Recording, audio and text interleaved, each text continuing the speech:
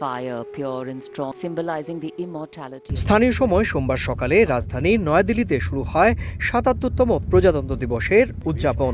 রাষ্ট্রপতি দ্রৌপদী মুর্মুর উপস্থিতিতে শুরু হয় প্রজাতন্ত্র দিবসের মূল আনুষ্ঠানিকতা।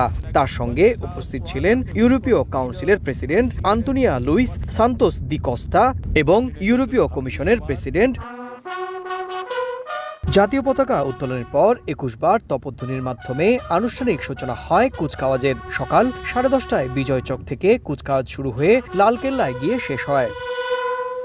সামরিক প্রদর্শনীতে ট্যাঙ্ক, হাইপারসনিক মিসাইলের পাশাপাশি ছিল সুখোই 30, মিগ-29 ও জাগুয়ার যুদ্ধবিমানের মহড়া। এবারের প্রজাতন্ত্র দিবসের বিশেষ আকর্ষণ ছিল থিম সং। সাহিত্য সম্রাট বঙ্কিম চট্টোপাধ্যায়ের বন্দে মাতরমকে নতুন সুর ও আঙ্গিকে উপস্থাপন করা হয়েছে।